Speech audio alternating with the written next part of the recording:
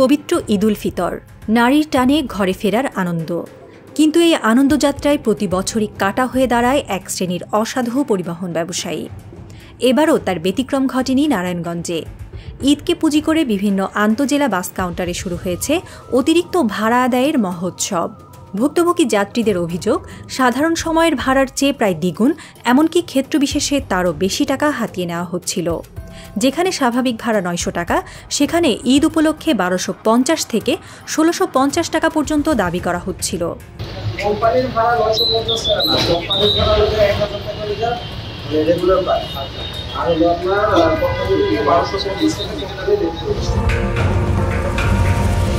শুধু তাই নয়, ঈদ বোনাস নামেও চলছিল বাড়তি অর্থ আদায়।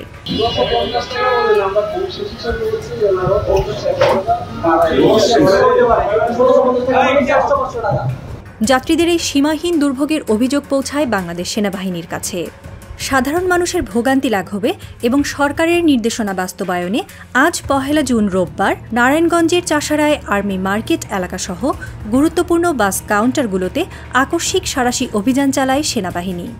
অভিযানের শুরুতে সেনাবাহিনীর সদস্যরা সাধারণ যাত্রীর ছদ্মবেশে কয়েকটি কাউন্টার থেকে টিকিট কেনেন। অতিরিক্ত ভাড়া আদায়ের সুস্পষ্ট প্রমাণ হাতে পাওয়ার পরই শুরু হয় মূল অভিযান। অভিযানকালে অতিরিক্ত ভাড়া আদায়ের সাথে সরাসরি জড়িত থাকার অভিযোগে ৫ জন পুরুষ এবং ১ জন মহিলা সহ মোট ৬ জনকে হাতে নাতে আটক করা হয়। পরবর্তীতে আটককৃতদের বিরুদ্ধে আইনানুগ ব্যবস্থা গ্রহণের জন্য তাদেরকে জেলা প্রশাসনের নির্বাহী ম্যাজিস্ট্রেটের নিকট হস্তান্তর করা হয়েছে। সেনাবাহিনীর পক্ষ থেকে জানানো হয়েছে, সাধারণ মানুষের ঈদযাত্রা নির্বিঘ্ন করতে এবং গণপরিবহনে শৃঙ্খলা ফেরাতে এ ধরনের অভিযান অব্যাহত থাকবে। সেনাবাহিনীর এই আকস্মিক ও কঠোর পদক্ষেপে সাধারণ যাত্রীদের মধ্যে ফিরে এসেছে স্বস্তি। তারা এই অভিযানকে স্বাগত জানিয়েছেন। ঈদযাত্রায় টিকিট কালোবাজারি ও অতিরিক্ত ভাড়া আদায়ের নৈরাজ্য নিয়ন্ত্রণে সেনাবাহিনীর এই ভূমিকা নিঃসন্দেহে প্রশংসার দাবিদার।